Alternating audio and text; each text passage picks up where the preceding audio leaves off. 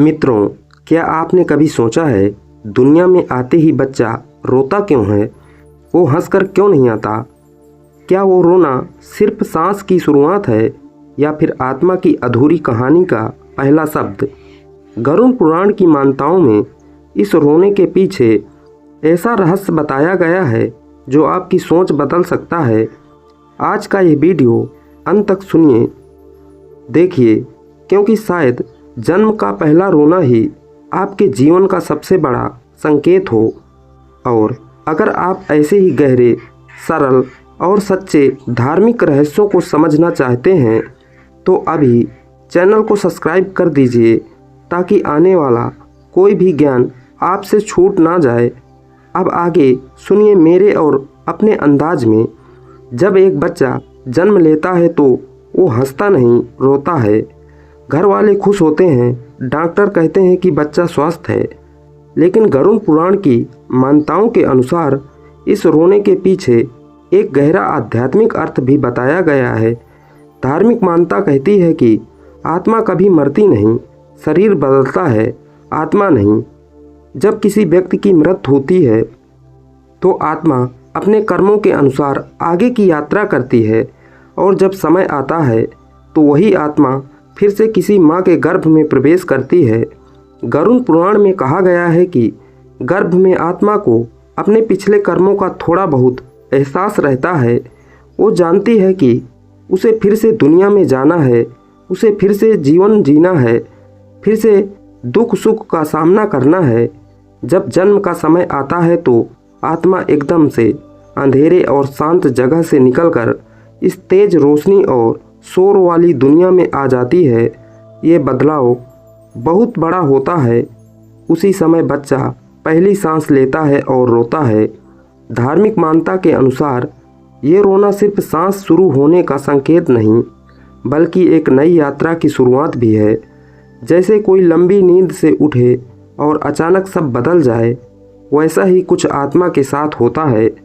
कुछ मान्यताओं में ये भी कहा गया है कि जन्म लेते ही आत्मा पर माया का असर शुरू हो जाता है। जो बातें उसे गर्भ में याद थी वो धीरे धीरे भूल जाती है। इसलिए जन्म का पहला रोना उस बदलाव का संकेत माना गया है। जैसे आत्मा कह रही हो, अब मेरी नई कहानी शुरू हो रही है। गरुड़ पुराण ये भी बताता है कि मनुष्य जन्म बहुत कीमती है, ये आसानी से नहीं मिलता।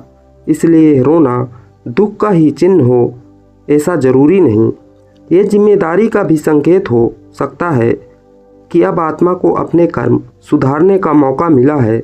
सोचिए, जीवन की शुरुआत रोने से होती है, शायद इसीलिए कि हमें याद रहे ये दुनिया आसान नहीं है, लेकिन यही दुनिया हमें अच्छा बनने की, सीखने और आगे बढ़ने का मौका भी देती है। आगे हम समझेंगे कि जन्म के बाद आत्मा सब कुछ क्यों भूल जाती है और क्या सच में हमें अपने पिछले जन्मों की कोई याद रह सकती है।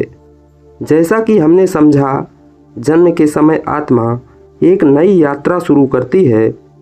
अब सवाल ये है कि गर्भ में आत्मा को अपने पुराने कर्मों का एहसास होता है, तो जन्म के बाद वो सब क्यों भूल जाती है? गरुड़ पुराण की मान्यताओं के अनुसार जन्म लेते ही आत्मा पर माया का असर शुरू हो जाता है। माया यानी ये दुनिया, रिश्ते, नाम, पहचान, मोह, चाहत, डर और इच्छाएं। जैसे ही बच्चा बाहर आता है, उसकी पहचान एक शरीर से जुड़ जाती है। अब वो आत्मा नहीं बल्कि किसी का बेटा या बेटी बन जाता है।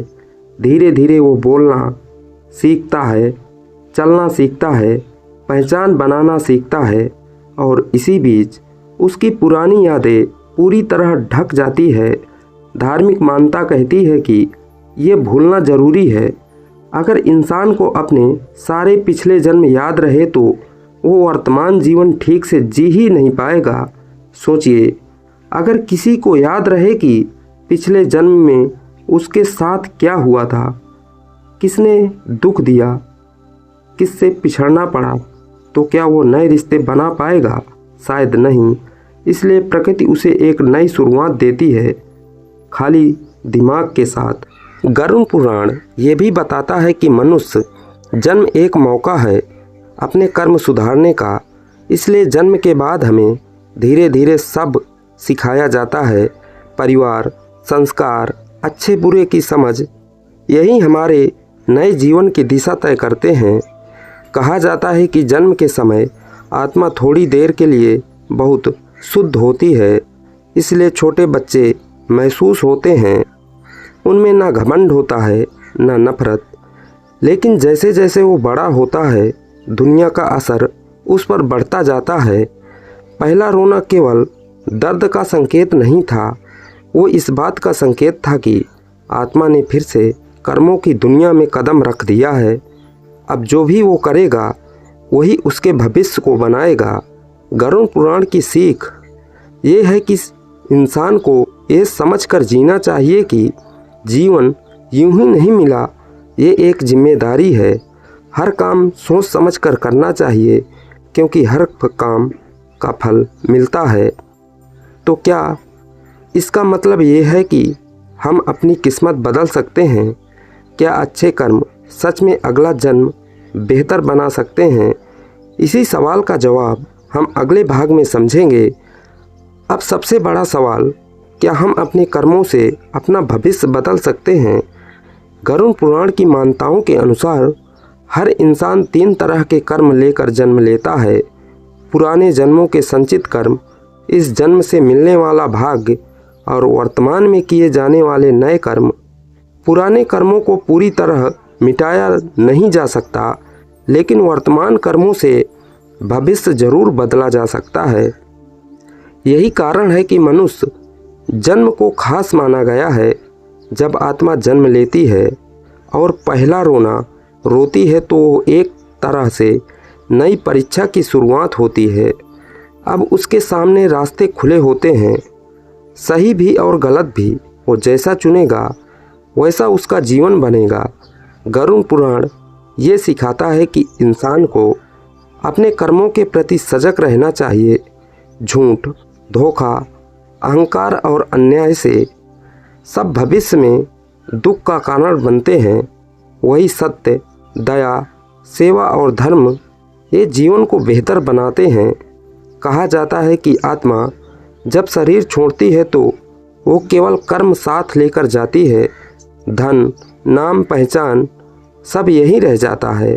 इसलिए जन्म का पहला रोना हमें ये दिखाता है कि जीवन स्थायी नहीं है, लेकिन कर्मों का असर स्थायी होता है।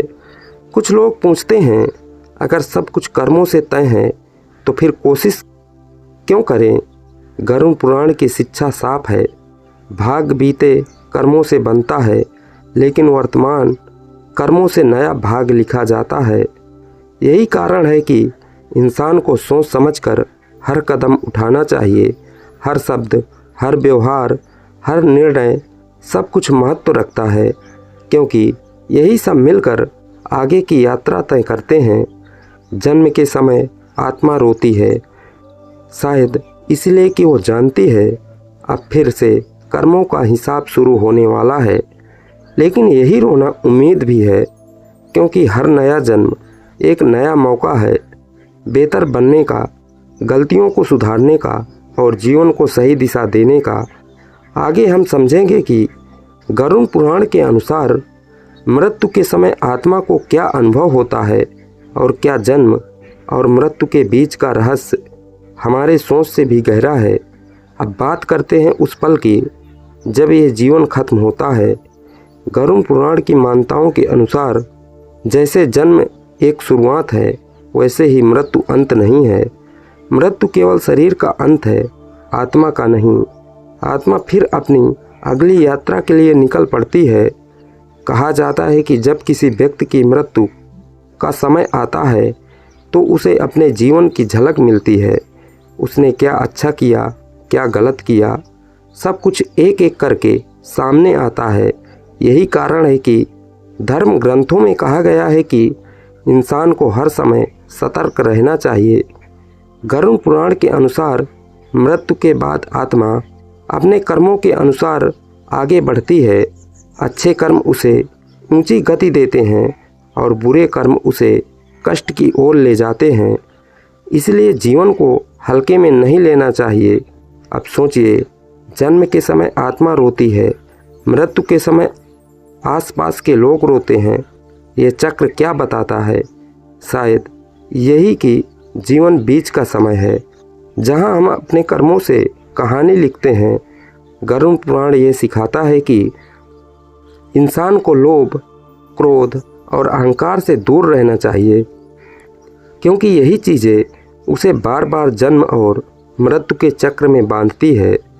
जो व्यक्ति सच्चाई, दया और धर्म का रास्ता अपनाता है, वो इस चक्र से मुक्ति भी हो सकता है, ऐसा धार्मिक विश्वास है। इसलिए जन्म का पहला रोना और मृत्यु का अंतिम क्षण दोनों हमें एक ही बात सिखाते हैं। जीवन को समझदारी से जियो, हर दिन को ऐसे जियो जैसे वो कीमती हो। आखिर में सवाल यही है, क्या हम अपने जीवन को ऐसे जी रहे हैं कि अगली यात्रा आसान हो? क्या हम अपने कर्मों को सुधार रहे हैं? इसी सोच के साथ जीवन जीना ही शायद गरुड़ पुराण की असली सीख है। अब इस पूरी बात को एक बार दिल से समझिए। जन्म के समय आत्मा रोती है, ये एक नई शुरुआत का संकेत है। जीवन के बीच में इंसान हंसता भी है, रोता भी है, सीखता भी है, और अंत में जब मृत्यु आती है तब शरीर यही रह जाता है, आत्मा फिर आगे बढ़ जाती है। गरुड़ पुराण की मान्यताओं के अनुसार इस जन्म का असली मकसद सिर्फ खाना पीना, पैसा कमाना या नाम कमाना नहीं है। असली मकसद है अपने कर्मों को सुधारना, क्योंकि अंत में साथ कुछ नहीं जाता, केवल कर्म जाते हैं।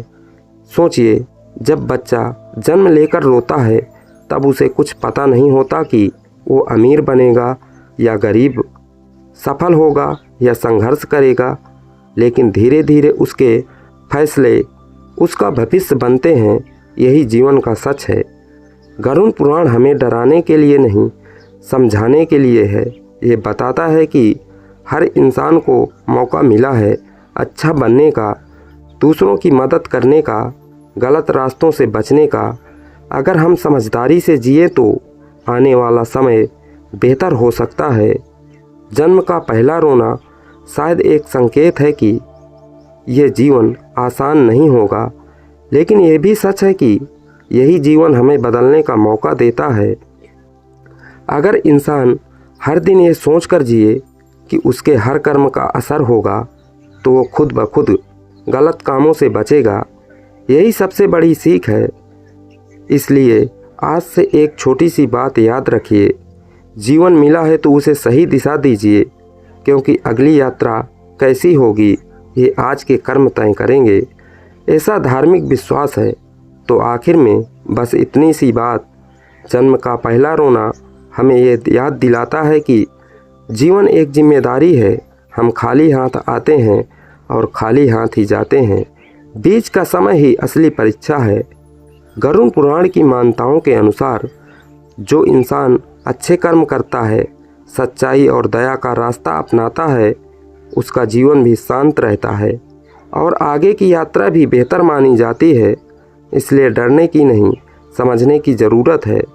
हर दिन एक नया मौका है, हर कर्म एक नया बीज है। आज जैसा बोएंगे वैसा ही कल पाएंगे। यही जीवन का सरल नियम है। अगर ये कहानी आपको सोचने पर मजबूर करे तो इसे अपने जीवन से उतारिए और ऐसे ही धार्मिक और ज्ञानवर्धक विषयों के लिए जुड़े रहिए। आपने इससे कुछ नया सीखा तो वीडियो को लाइक ज़रूर करें। अपने विचार नीचे कमेंट में लिखें। आप क्या सोचते हैं? जन्म का पहला रोना क्या संकेत देता है? और इस वीडियो को अपने दोस्तों और परिवार के साथ शेयर करें ताकि वे भी जीवन की इस गहरी सीख को समझ सके। ऐसे ही सरल और ज्ञानवर्धक धार्मिक विषयों के लिए चैनल को सब्सक्राइब करना ना भूलें। मिलते हैं अगली वीडियो में, तब तक के लिए धन्यवाद।